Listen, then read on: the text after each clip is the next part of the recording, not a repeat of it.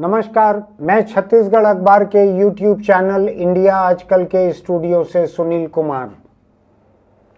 दुनिया के अलग अलग हिस्सों में धर्म के नाम पर होने वाले आतंक की अलग अलग खबरें आती हैं। हिंदुस्तान, आपको याद होगा, पंजाब का इलाका एक वक्त खालिस्तानी आतंक का शिकार रहा।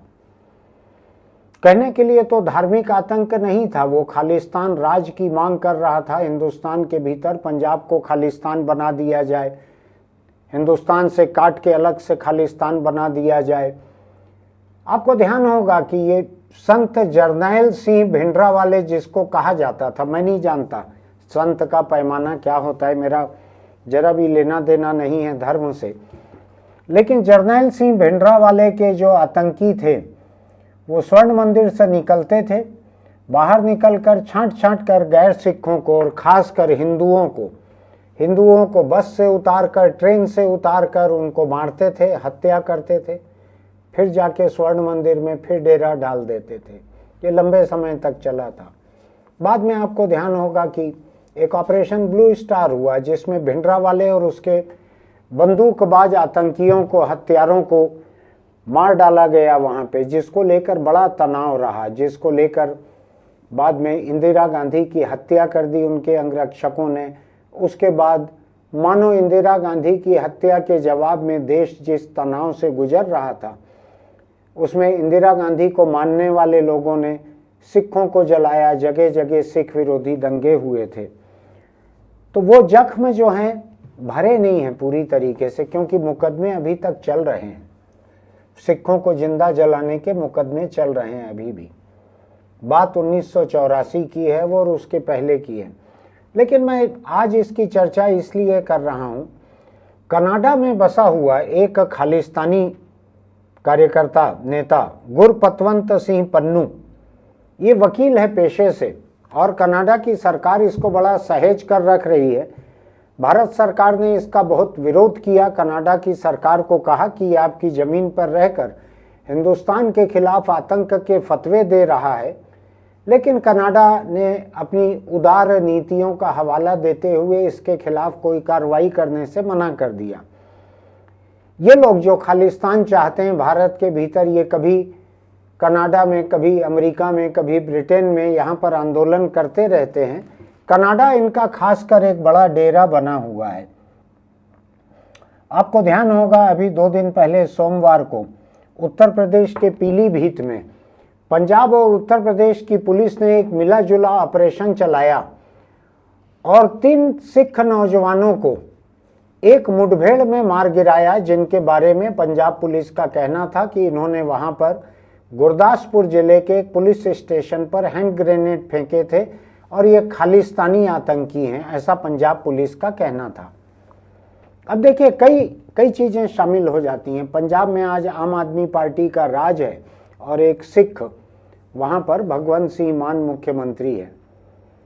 यूपी में आम आदमी पार्टी से बिल्कुल अलग योगी आदित्यनाथ भाजपा के हैं, उनकी पार्टी का राज है वहाँ पे। इन दोनों जगहों की पुलिस ने अगर मिला जुला कोई ऑपरेशन किया है तो मुझको इसको लेके बहुत शक की गुंजाइश नहीं दिखती है। अब हुआ यह है कि ये 3 नौजवान जो मारे गए पीलीभीत में, अब इनके मुठभेड़ के बारे में जो रिपोर्ट आएगी, जांच होगी, जैसा कि किसी भी मुठभेड़ में होती है पुलिस एनकाउंटर में, उसमें और तथ्य सामने आएंगे। पहली नज़र में पंजाब पुलिस और यूपी पुलिस ने कहा है कि ये 18, 19 और 23 साल के गुरविंदर, वीरेंद्र, जसनप्रीत ये मारे गए हैं और इन लोगों ने वहाँ पर गुरदासपुर में पुलिस स्टेशन पर हथगोला फेंका था। अब हुआ यह है कि जिस गुरपतवंत सिंह पन्नू की मैं बात कर रहा हूँ, उसने एक वीडियो जारी किया है। ऐसा बहुत सारे समाचार स्रोतों में आया है, मुझको सीधा नहीं भेजा है पन्नू ने। बहुत सारे बड़े बड़े समाचार चैनलों पर, टीवी चैनलों पर, सब जगह ये आया है, जिसमें पन्नू ने कहा है कि योगी की पुलिस ने और पंजाब की पुलिस ने मिलकर जो 3 खालिस्तानियों को मारा है, नौजवानों को, हम उसका बदला लेंगे। अब बदला कैसे लेंगे? तो उसने कहा है कि हम कुंभ, जो कि हिंदुओं का सबसे बड़ा मेला है, उस पर हमला करेंगे, ऐसा उसने कहा है। हम उसका वीडियो दिखाने वाले नहीं हैं, क्योंकि ना हम नक्सलियों के कोई ऐसे वीडियो दिखाते जिसमें वो धमकी दे रहे हैं। हम धमकी को आगे बढ़ाने का काम नहीं करते हैं, उसके खिलाफ हैं। तो उसने कहा है कि मैं 14 जनवरी, 29 जनवरी और 3 फरवरी, इन 3 दिनों पर कुंभ पे हमला किया जाएगा, ऐसा उसने कहा है। ये सरकार ने इसके खिलाफ वहाँ पर सुरक्षा कड़ी कर दी है। एक किसी नामी गिरामी अफसर को सुरक्षा का वहाँ पर इंचार्ज बनाया है यूपी सरकार ने। मामला थोड़ा बड़ा है, किस लिए बड़ा है मैं बताता हूँ आपको। जो 1984 और उसके पहले का दौर जिन लोगों ने देखा है वो जानते हैं कि भिंडरावाले के आतंकियों ने छांट कर हिंदुओं को मार कर किस तरह से एक हिंदू सिख विभाजन खड़ा किया था देश में, और सिखों का मजाक उड़ाया जाने लगा था उस दौर में। और उसके बाद की ऑपरेशन ब्लू स्टार की कार्रवाई, इंदिरा गांधी की हत्या, इंदिरा गांधी की हत्या के बाद 1984 के सिख दंगे, ये बड़ा ही अप्रिय, बड़ा ही तकलीफ का दौर था, जिससे बहुत से जख्म आए। आपको ये भी बतला दूं मैं कि अभी कुछ अरसा पहले कनाडा में एक ऐसी रैली निकली थी जिसमें इंदिरा गांधी की हत्या करते हुए उनके 2 सिख अंगरक्षकों को दिखाया गया था। भारत सरकार ने इसका बड़ा विरोध भी किया था। कनाडा से अभी की बात है, ये जनवरी 2023 की बात है। कहा था कि आप क्या हैं जो झांकी निकाल रहे हैं खालिस्तानी लोग, जिसमें हिंदुस्तान की प्रधानमंत्री इंदिरा गांधी का मर्डर करते हुए सिख अंगरक्षकों को दिखाया जा रहा है, ये ठीक नहीं है, इसके ऊपर रोक लगाइए। कनाडा सरकार ने कुछ नहीं किया था। आपको मालूम ही है उसके बाद से कनाडा से भारत के रिश्ते जो हैं अलग अलग बहुत सारी वजहों से बहुत बुरी तरह खराब होते चले गए, लेकिन वो आज की मेरी बात का मुद्दा नहीं है। आज की मेरी बात का मुद्दा ये है कि पन्नू नाम का ये खालिस्तानी जो कनाडा की ज़मीन पे बस कर वहाँ के सरकार के साथ इसके बड़े गहरे संबंध हैं, ये वहाँ से धमकी का एक वीडियो जारी करता है। उस वीडियो में कहा जाता है कि 3 तारीखें, ये 3 तारीखें शायद वो हैं, 14 जनवरी को मकर संक्रांति है, 29 जनवरी को मौनी अमावस्या है और 3 फरवरी को बसंत पंचमी है। तो इसने धमकी में कहा है कि इन 3 दिनों में खालिस्तानी बदला लेंगे जो 3 लोग मार गिराए गए हैं उनका। अब ये इन 3 दिनों का महत्व ये है, त्यौहार जो है पंचांग में वो तो मैंने बतला दिया। वहाँ पर कुंभ में इन 3 दिनों पर शाही स्नान होगा। ये एक अलग परंपरा है कुंभ की। ये राजिम में भी हमको देखने मिलता था, राजिम कुंभ जब होता था यहाँ पर, कि नागा साधु जो हैं उनके अखाड़े वो उतरते हैं नदी में, नहाते हैं। थोड़ा फोटोग्राफी का मौका मिलता है देश विदेश के लोगों को, तो उसको शाही स्नान कहते हैं। हालांकि मैं इस बात को नहीं समझ पाता कि जो साधु दुनिया को छोड़ चुके हैं, संन्यास ले चुके हैं, उसमें शाही क्या आ सकता है। शाह तो शायद राजपाट को कहते हैं। खैर, तो इन 3 दिनों को पन्नू ने कहा है कि हमला किया जाएगा कुंभ में। अब मैं कुंभ के बारे में जब जानकारी देख रहा हूं तो 45 दिनों तक चलने वाला ये मेला है। केंद्र की मोदी सरकार और यूपी की योगी सरकार, इन दोनों ने मिलकर कुंभ के आयोजन को ऐतिहासिक और भव्य बनाने के लिए सब कुछ किया है। आप कोई भी हिंदी का समाचार चैनल अगर निकाल कर देखें चालू करके, तो 50% से ज़्यादा संभावना है कि उसमें योगी का कुंभ वाला इश्तहार ही चलता रहेगा। ऐसी संभावना है, देखिएगा आप कभी। तो अब ऐसे कुंभ में जिसमें 40 करोड़ लोगों के पहुंचने की एक संभावना बताई जा रही है, 45 दिनों में 40 करोड़, यानी हर दिन औसतन 1 करोड़ लोगों के कुंभ में पहुंचने की संभावना है। आप कल्पना कीजिए। मुझको लगता है कि दुनिया का एक सबसे बड़ा क्राउड मैनेजमेंट का ये प्रयोग रहेगा, और दुनिया के विश्वविद्यालय जो हैं अपने लोगों को इससे सीखने के लिए भेज सकते हैं कि क्राउड मैनेजमेंट कैसे किया जाता है। हिंदुस्तान के IIM वगैरह के लोग, पुलिस एकेडमी के लोग, ये लोग भी भेज सकते हैं। यूपी ने, हो सकता है कि हिंदुस्तान के अलग अलग राज्यों के ऐसे अफसरों को भी बुलाया हो जो अपने अपने राज्यों में इस तरह के काम में इस्तेमाल हो सकते हैं। अगर यूपी से कुंभ से कुछ सीख के जाएंगे तो शाही स्नान के दिन जो है उस दिन हो सकता है आम दिनों के मुकाबले दुगनी भीड़ भी वहाँ पर हो जाए। लेकिन अगर ऐसा होता है शाही स्नान के दिनों में, जिसमें से 5 में से 3 दिनों को हमला करने की बात इसने कही है पन्नू ने, तो उन दिनों भीड़ भी दुगनी हो सकती है। वहाँ पर एक अंदाज है ऐसा, शाही स्नान के दिन ज़्यादा भीड़ होती है और ये पर्व है, त्यौहार भी है। इतनी भीड़ के बीच में कोई अगर धमकी दे रहे हैं तो क्या होगा उससे? आप कितनी हिफाजत कर सकते हैं 1 करोड़ लोगों की? 1 करोड़ लोग अगर एक दिन में आ रहे हैं और जा रहे हैं, कितना इंतजाम आप कर सकते हैं? कितनी रेलगाड़ियां, कितने स्टेशन, कितनी बसें, क्या क्या आप कर सकते हैं? मैं चूंकि धार्मिक नहीं हूं और मैं थोड़ा तर्क संगत ज़्यादा हूं, आज ही मुझको ये भी खटक रहा था कि किस तरह से हिमाचल में बर्फ़ गिरने से कैसे वहाँ पे हजारों पर्यटक फंस गए हैं। तो मैं हैरान हो रहा था, इतनी बर्फ़ में जाते क्यों हैं? थोड़ा आगे पीछे चले जाएं, क्रिसमस का समय है, नए साल का समय है। लेकिन हिंदुस्तान में एक शब्द छत्तीसगढ़ी में यूज़ होता है, भेड़िया धसान। ये कहाँ से निकला है मुझको नहीं मालूम है, लेकिन जहाँ बदहवास होकर लोग टूट पड़ते हैं उसको भेड़िया धसान कहते हैं। तो मुझको लगता है कुंभ हो या बर्फ़ देखना हो हिमाचल में या और कोई ऐसा दूसरा जलसा हो, उसमें ऐसा भेड़िया धसान की तरह लोग टूट पड़ते हैं। अब इतनी भीड़ के बीच में कौन सी ताकत है हिंदुस्तान की जो इतने लोगों को सुरक्षित रख सके?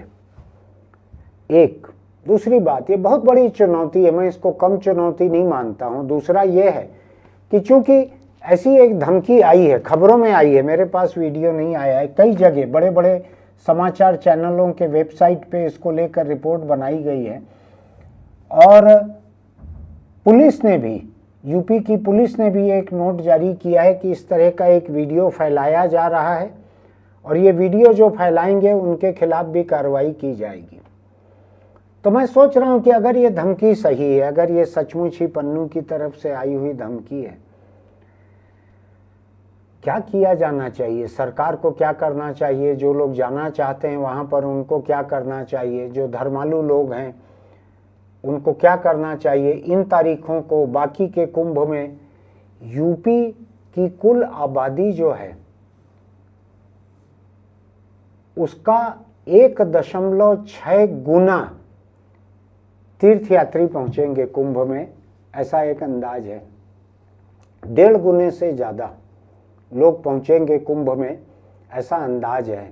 40 करोड़ लोग, 40 करोड़ लोग यानी हिंदुस्तान के नीचे की आबादी वाले तो शायद कितने 15-20 राज्य हो जाएंगे जिनकी पूरी की पूरी आबादी अगर इकट्ठी हो 1.5 महीने में तो वो 40 करोड़ हो सकेंगे। बहुत बड़ी बात है और मैं किसी के धर्म के उत्साह को मैं पानी डालना नहीं चाहता हूं उस पर, लेकिन मैं ये सोच रहा हूं कि जो लोग वहां पे जाएंगे उनमें कई लोग बुजुर्ग होंगे, कई लोगों को कई तरह की बीमारी होगी।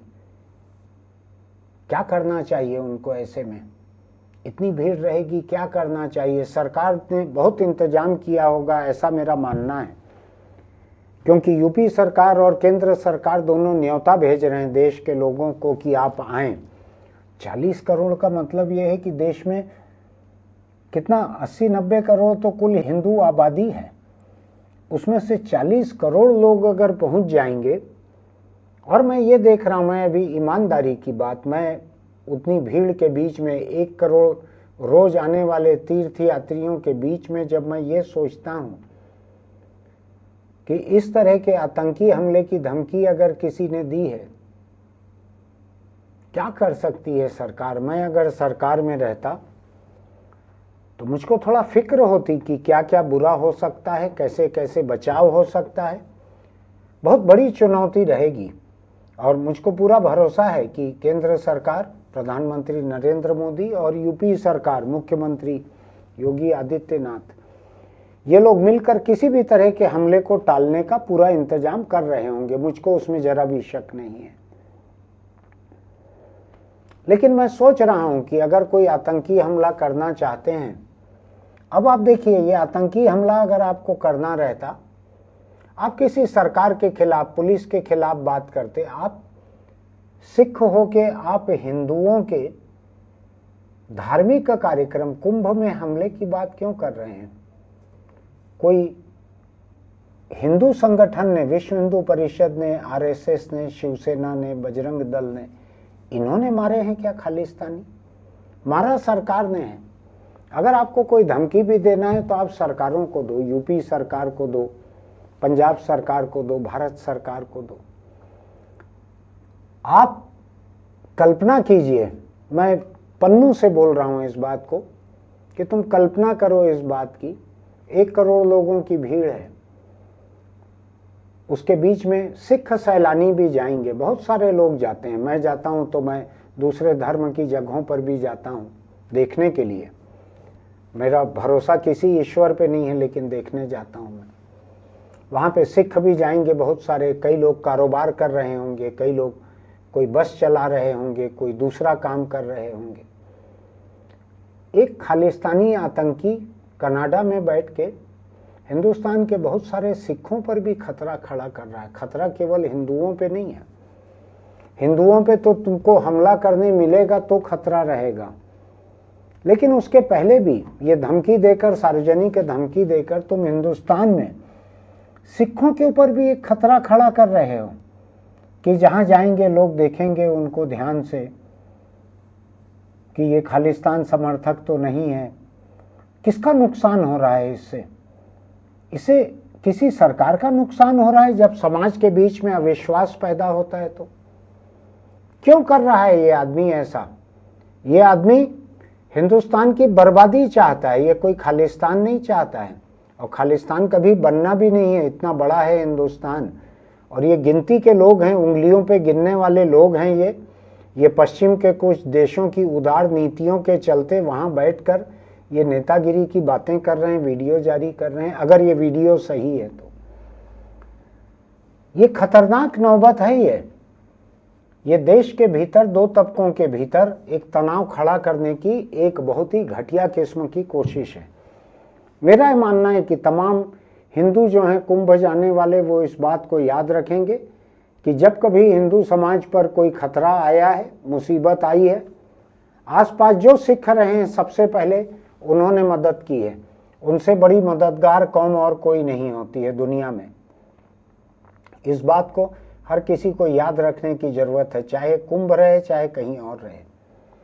मैं दूसरी बात, एक दूसरी खबर आपको पढ़ के बताना चाहता हूं। आज सुबह मैं बीबीसी सुन रहा था, उसमें मुझको सुनने मिला, जिस सीरिया में अभी वहाँ के HTS नाम के एक इस्लामिक संगठन ने वहाँ के राष्ट्रपति असद को भगा दिया देश से, जाके रूस में शरण लेनी पड़ी, पूरा सत्ता पलट वहाँ पर कर दिया। वो संगठन जो है HTS, वो संगठन बार बार ये कह रहा है, ये संगठन कई साल पहले अल कायदा के साथ था, जो दुनिया का सबसे खतरनाक इस्लामिक आतंकी संगठन माना जाता था, सबसे खतरनाक अल कायदा, ये उसके साथ था। धीरे धीरे अलग हुए HTS के लोग, अलग हुए, धीरे धीरे उदार हुए, इन्होंने आतंक छोड़ा, सरकार के खिलाफ विद्रोही की तरह इनका अभियान चलते रहा सीरिया के भीतर। अब इन्होंने सरकार अपने हाथ में ले ली है और बार बार कहा है कि हम देश के हर अल्पसंख्यक तबके, हर जाति और धर्म के लोग, तमाम संगठनों के लोगों को जोड़कर सरकार बनाएंगे, बार बार कहा है। अभी सीरिया में क्रिसमस, आज क्रिसमस है, तो सीरिया में अभी क्रिसमस के एक दिन पहले क्रिसमस ट्री लगाकर वहाँ पर ईसाई समुदाय प्रार्थना कर रहा था, तो कुछ लोग आए नकाब लगाए हुए, उन्होंने एक क्रिसमस ट्री को आग लगा दी।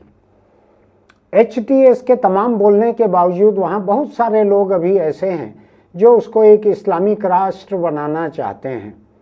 उनमें से कोई रहे होंगे ऐसे आतंकी, लेकिन मैं आपको बतलाता हूँ, ये संगठन जो आज सत्ता पर काबिज है, नई सरकार बनाने जा रहा है, इसका जो मुखिया है उसके सिर पर 10 लाख डॉलर का इनाम अमेरिका ने रखा हुआ था, जो अभी हटाया है। अभी अमेरिकी डिप्लोमेट्स की एक टीम जाकर इस संगठन के इसी मुखिया से बात करके आई है कि कैसा चलाओगे आप सीरिया को, हम क्या कर सकते हैं, कैसे मिल के काम कर सकते हैं। इतना फर्क आ गया है। तो HTS के एक नेता ने ईसाइयों को भरोसा दिलाया। ये आतंकी थे, अल कायदा के साथ थे, दुनिया के सबसे खतरनाक आतंकी संगठन का हिस्सा थे। ये वहां से कई साल पहले अलग हुए, अब ये सीरिया पर काबिज हैं। और इन्होंने जाकर ईसाई समुदाय को कहा है, ये पेड़ जो जला दिया गया है क्रिसमस ट्री, हम इसकी जगह दूसरा लगाते हैं, आप फिक्र मत कीजिए, हम आपके साथ खड़े हुए हैं। और इस इस्लामी संगठन का कल तक का एक बागी रिबेल विद्रोही आज वहां पर सत्तारूढ़ जो संगठन है उसका हिस्सा है। वो खड़ा हुआ सार्वजनिक रूप से ईसाइयों के बीच में, और उसने सलीब क्रॉस जो है ईसाइयों का प्रतीक उपासना का, उसको पकड़ के लोगों के बीच खड़े रहा कि हम आपके साथ में हैं। एक तरफ जो आतंकी संगठन थे, जो ये खालिस्तानियों की तरह कागजी शेर नहीं थे, जो सचमुच के आतंकी थे, जो अल कायदा का हिस्सा थे, वो आज वहां पर सत्ता पर आने के बाद सभी अल्पसंख्यकों को भरोसा दिला रहे हैं कि आप यहां पूरी तरह सुरक्षित हैं। क्रॉस लेकर खड़ा हो रहा है एक इस्लामी आतंकी जो था कल का, वो आज इस्लामी है, वो खड़ा है क्रॉस लेकर वहां पे कि हम आपके साथ में हैं। आज इसी रुख के कारण, इसी बातचीत के कारण अमेरिका ने अपने डिप्लोमेट्स की टीम भेजी जो सीरिया पहुंचकर इनसे बात करके गए। मैं अधिक अनजाने नामों में आपको उलझाना नहीं चाहता, लेकिन मैं आपको एक छोटी सी बात बताता हूं। आज क्रिसमस का दिन है, जिस दोपहर को मैं ये रिकॉर्ड कर रहा हूं, ऐसा ही एक क्रिसमस का दिन था शायद 2010 का, जिस दिन हम फिलिस्तीन के रास्ते सीरिया में पहुंचे हुए थे। इसी सीरिया में जिसकी बात मैं कह रहा हूं, हम यहाँ पर सीरियन ऑर्थोडॉक्स चर्च में क्रिसमस मनाई जा रही थी। तो हम लोग गए थे वहाँ पर रात में देखने के लिए कैसे मनाई जा रही है। चर्च के भीतर गए, उन लोगों ने, हम बिल्कुल न जुबान बोलते थे न कुछ जानते थे, उन लोगों ने हमें कुछ वहाँ बिस्किट वगैरह कुछ दिए खाने के लिए। चर्च के भीतर उनकी प्रेयर वगैरह चल रही थी। आज ही का दिन था, आज ही की रात थी, मुझको याद है अच्छे से। हम सीरिया में थे, इसी सीरिया में जहाँ की बात मैं आपको बतला रहा हूँ। कल तक के एकदम कट्टर अल कायदा के आतंकी आज सभी धर्मों के लोगों को, सभी समुदायों को साथ लेकर चलने की गारंटी दे रहे हैं वहाँ पर। यहाँ हिंदुस्तान में जहाँ सिख और हिंदू और मुस्लिम और ईसाई और बौद्ध और जैन और पारसी, तमाम धर्मों के लोग अनंत काल से छोटे मोटे तनावों के बावजूद मिलकर रहते आए हैं। अलग अलग वक्त पे लड़ाइयाँ चलती रही है, लेकिन मिलकर रहते आए हैं लोग। वहाँ पर एक आदमी कनाडा में बैठकर हिंदुओं और सिखों के बीच एक तनाव खड़ा करने की कोशिश कर रहा है। ये कोशिश फ्लॉप साबित होगी, ये कोशिश नाकामयाब होगी, इसलिए कि सिखों और हिंदुओं के बीच हिंदुस्तान में कोई तनाव नहीं है। ये तनाव को खड़ा करना चाहता है। मेरा बहुत साफ मानना है, जो कोई कुंभ के मेले पर आतंकी हमले की बात करता है वो हिंदुस्तान की बर्बादी में इंटरेस्टेड है, और वो इतना आसान नहीं है, वो ऐसा नहीं होगा। मैं इस बात को इसलिए कह रहा हूँ, मैं उसकी धमकी को आगे बढ़ाना नहीं चाहता हूँ, लेकिन मैं तमाम लोगों से इस बात को कह रहा हूँ कि किसी तरह की फिक्र करने की ज़रूरत नहीं है। हिंदुस्तान में छोटे मोटे तनाव जो खड़ा करना चाहते हैं उसके झांसे में भी मत आइए, चाहे वो कनाडा में बसा हुआ खालिस्तानी हो, चाहे भारत की सरहद के भीतर बसा हुआ कोई हिंदुस्तानी हो। धर्म के नाम पर जो भी तनाव खड़ा करने की कोशिश करते हैं उसके झांसे में मत आइएगा। हिंदुस्तान बहुत सारे धर्मों का एक मेल है, ये एक संगम है जहाँ कई तरह के धर्मों के लोग रहते हैं। हमको गर्व है इस बात के ऊपर कि बहुत धर्मों के लोग यहाँ पर रहते हैं मिलकर। मैं एक बार फिर कहना चाहता हूँ, आरएसएस के मुखिया मोहन भागवत ने 2-4 दिन पहले ही ये कहा है कि हिंदुस्तान के तमाम लोगों को मिलकर रहना है और दुनिया को ये बताना है कि हम मिलकर रह सकते हैं। हो सकता है कि कुछ एक ऐसे हिंदू लोग, एक दो भगवाधारी साधु वाधु, कोई इनका वीडियो सामने आया है भागवत की बात से असहमति करते हुए और अपनी आम नफरत को दोहराते हुए। उनका काम नफरत पे जिंदा है। भागवत ने चूंकि अभी मोहब्बत की एक बात कही है, मैं उनके साथ खड़ा हुआ हूं। भागवत ने कहा है कि हमको दुनिया को दिखाना है हम सब साथ रह सकते हैं। हर जगह मस्जिद के और दरगाह के नीचे मंदिर ढूंढने की जरूरत नहीं है। उन्होंने एक से ज्यादा बार कहा है, 2 बार 4 बार कहा है। उनके अपने मानने वाले लोग उनसे सहमत नहीं होंगे, उनके इस अतिरिक्त उदार, इस अधिक उदार रुख से। मैं सहमत हूं उनसे, मोहन भागवत से।